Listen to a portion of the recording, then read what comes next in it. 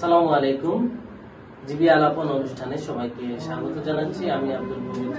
প্রিয় দর্শক, আজকে আমাদের স্টুডিওতে উপস্থিত রয়েছেন গোলাপগঞ্জের অতি পরিচিত মুখ জনাব আব্দুল জলিল সেলিম ভাই, যিনি দায়িত্ব পালন করছেন গোলাপগঞ্জ উপজেলা বিএনপির সাংগঠনিক সম্পাদক। কেমন আছেন? জি, গোলাপগঞ্জের প্রথম চ্যানেল জিবি টেলিভিশনের 7ম বর্ষপূর্তিতে আপনাকে স্বাগত জানাচ্ছি আমাদের স্টুডিওতে। কেমন দেখলেন এই জিবি টেলিভিশন এই 7 বছর? ধন্যবাদ আপনাকে এবং জিবি টেলিভিশনকে। স্থানীয় স্বার্থে ন্যায়ের পথে জিবি টেলিভিশন 7ম বর্ষ পদার্পণ করেছে।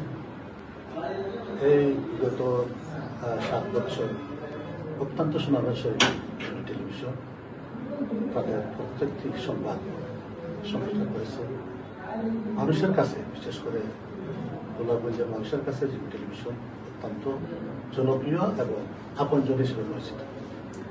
ধন্যবাদ আপনাকে। এবার আমরা একটু ভিন্ন প্রসঙ্গে যাচ্ছি। যেহেতু আপনি একটি গুরুত্বপূর্ণ দলের গুরুত্বপূর্ণ পদে রয়েছেন, তো আমরা আশা করছি এবং এই পর্যন্ত যতটা জরিপ হয়েছে বাংলাদেশে, সব জরিপে দেখা গেছে আগামী সংসদ নির্বাচনে বিএনপি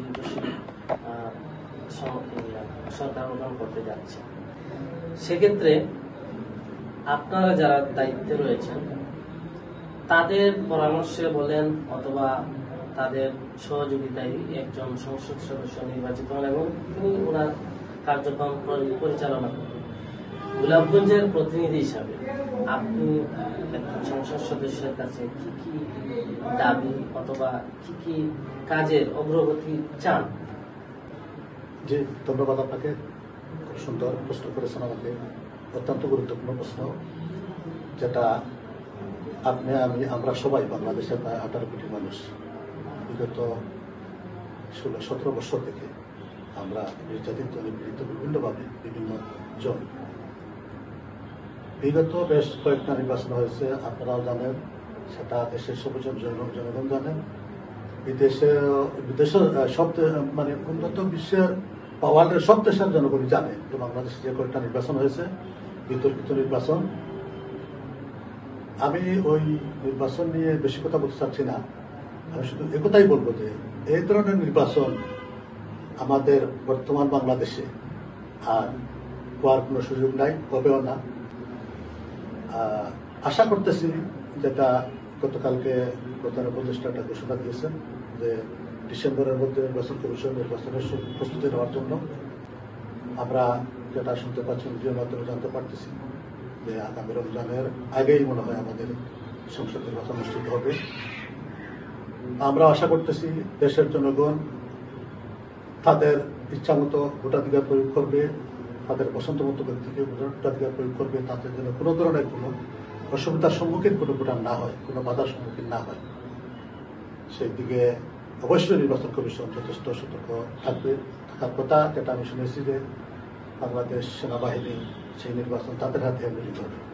তো যাই হোক, আপনি যে প্রশ্ন করেছেন, স্থানীয় স্বার্থে আমরা বিশেষ করে গোলাপগঞ্জ 2006 আসনে যে সংসদ সদস্য যিনি হবেন, অনেকেই তো প্রার্থী হচ্ছেন আর আশা পোষণ করতেছেন। আপনারা দেখতেছেন বিভিন্ন সভা সেমিনার করতেছেন, জনগণের ঘুরে আসতেছেন। তো আমরা তারা মনে করেন কর্মী হিসাবে কাজ করতেছি মাঠে দলের স্বার্থে। আমরা আশা করব দল এই ধরনের প্রার্থীকে নমিনেশন দেয় যে প্রার্থীর দ্বারা গোলাপগঞ্জ বিয়ানীবাজারের অবহেলিত এলাকার অবহেলিত মানুষের, বিশেষ করে তৃণমূলের মানুষের, বিএনপির কর্মীদের মূল্যায়ন হয়, দেশের স্বার্থ রক্ষা হয়। যারা হঠাৎ করে টাকাওয়ালা পয়সাওয়ালা হয়ে গেছে, তাদের টাকা পয়সা দিয়ে যেন নির্বাচনে না আসতে পারে, নমিনেশন না কিনে নিতে পারে।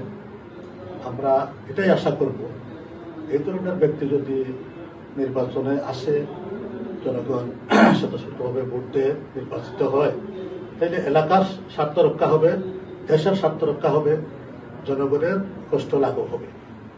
এটাই আমি আশা করি। আরেকটি দাবি যেটা গোলাপগঞ্জের জনমানুষের দাবি, যেটা গোলাপগঞ্জের ঘরে ঘরে গ্যাস পৌঁছানোর ক্ষেত্রে সবচেয়ে বড় বাধা হচ্ছে সরকারি সিদ্ধান্ত।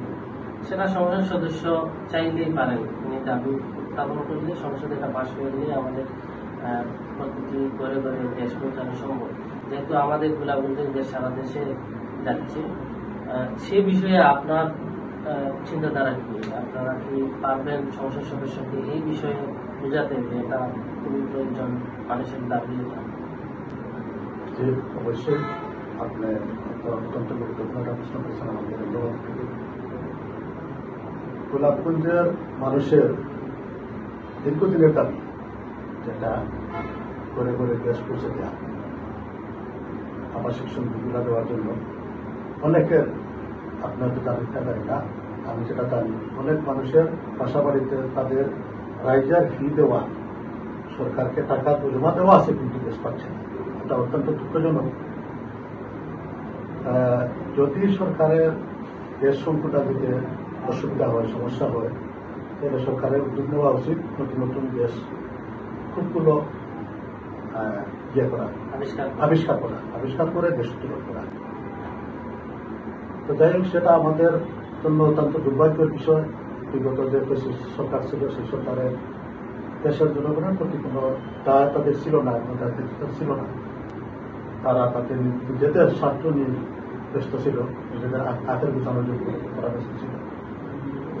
সামনে যে সংসদ নির্বাচন আসতেছে, আমাদের দাবি থাকবে আমাদের এই আসনে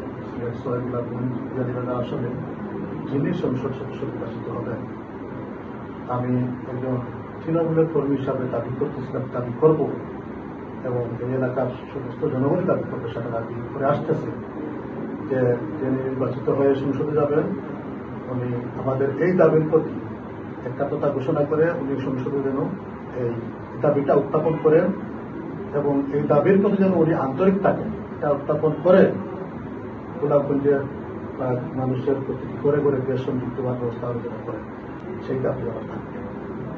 আপনারা তো দীর্ঘদিন নির্যাতিত হয়েছিলেন, প্রায় 16 বছর আপনারা মাঠে, যদিও ইচ্ছা ছিল তারপরেও পারেন নাই, বিভিন্ন অবস্থান ছিল। এখন একটা স্বতঃস্ফূর্ত ফিজ আপনারা পেলেন, সেই ক্ষেত্রে বিএনপি কি তৃণমূলের যে নেতৃত্ব তাদেরকে কি আশানুরূপ মূল্যায়ন করছে বলে আপনি মনে করেন, বা আগামীতে কি ধরনের মূল্যায়ন আপনারা চান যারা তৃণমূলের রাজনীতি করে একদম বুথ লেভেলে?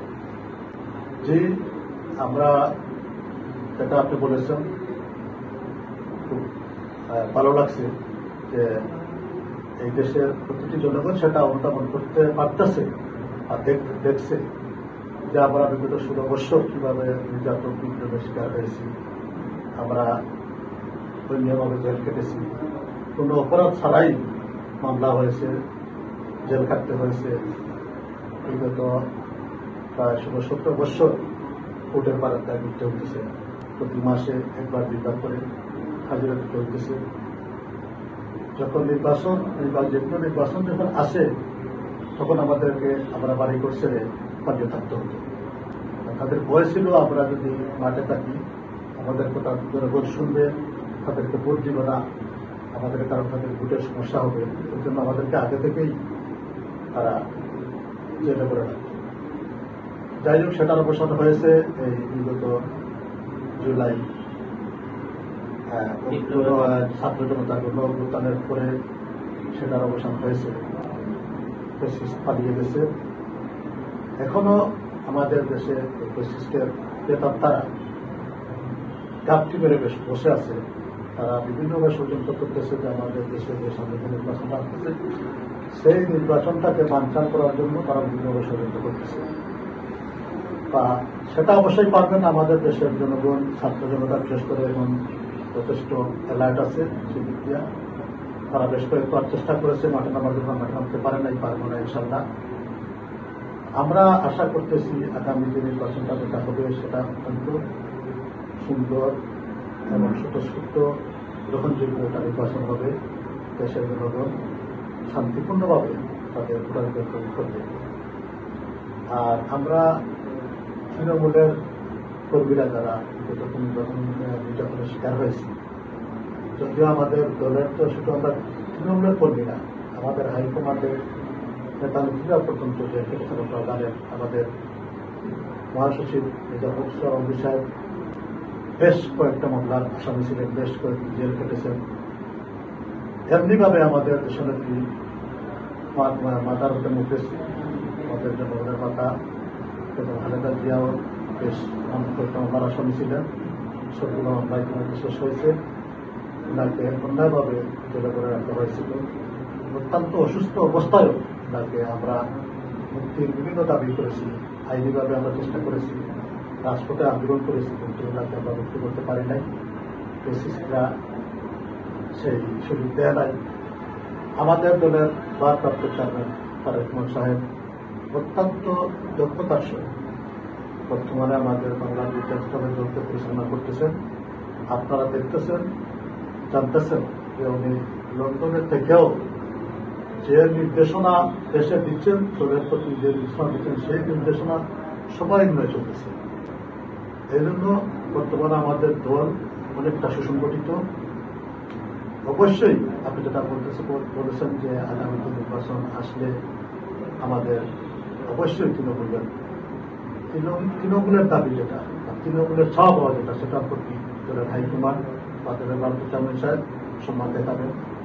আমি এটা দাবি করি দলের কাছে যে আগামী নির্বাচনে বাংলাদেশের প্রতিটি আসনে যারা যেসব নেতারা তৃণমূলের কর্মীদের সাথে, তৃণমূলের এলাকার মানুষের সাথে যাদের সম্পর্ক ছিল, যারা হাটে ঘাটে মাঠে মানুষের জন্য কাজ করেছে, সেই সব ব্যক্তিদেরকে যেন দল মূল্যায়ন করে দলীয় মনোনয়ন প্রদান করে, সেই দাবি আমার থাকে। ধন্যবাদ। আমরা অনুষ্ঠানের প্রায় শেষ প্রান্তে, আপনার কাছে শেষ প্রশ্ন ছোট করে আসে, সেটি হচ্ছে যদিও ফ্যাসিস্ট হাসিনার পতনের পরে আওয়ামী লীগের যারা রয়েছেন দেশে, তারা তো অনেকেই পলায়ন করে। একদম যারা আওয়ামী লীগ করতেন তারা তো দেশেই আছে। তাদের একটা আশঙ্কা, যদি আপনারা ক্ষমতায় যান তাহলে হয়তো প্রতিহিংসা বশত তারা যে আচরণটুকু দেশের মানুষের সাথে করতেন, আপনারাও যদি এটা করেন, মানে তাদের একটা আশঙ্কা। এই আশঙ্কাকে আপনি কিভাবে নেবেন? এটা কি আদৌ হবে নাকি এটা কখনোই হতে যাবে না? কি হতে যাচ্ছে? ধন্যবাদ। অত্যন্ত গুরুত্বপূর্ণ প্রশ্ন আপনি করেছেন। দেখেন, দল যদিও আওয়ামী লীগ অনেক পুরাতন দল, আওয়ামী লীগের যে আদর্শ আর আমাদের বাংলাদেশ জাতীয়তাবাদী দলের যে আদর্শ, শহীদ জিয়ার যে আদর্শের সাথে অনেক সমাজ দেখবে। তারা তাদের আদর্শ থেকে তারা রাজনীতি করেছে, তারা দেশের জন্য অনেক কষ্ট দিয়েছে। বিশেষ করে বাংলাদেশ জাতীয়তাবাদী দলকে বিচ্ছিন্ন করার জন্য, নেতাশূন্য করার জন্য তারা যেসব ফ্যাসিবাদী কার্যক্রম করেছে। আমাদের দলের নেত্রী আপনি জানেন 2008 সালে তখন এই মহিউদ্দিন খবরউদ্দিনের সরকার তাকে জেলে বলেছিল, জেল থেকে মুক্ত হওয়ার পর ওনার কাছে তারা প্রশ্ন করেছিল যে আমাদেরকে যদি সেফ ওয়ে দেন আমরা আপনাকে ক্ষমতায় বসিয়ে দেব। মানে তারা তাদের সেফ ওয়েটা চাচ্ছিল,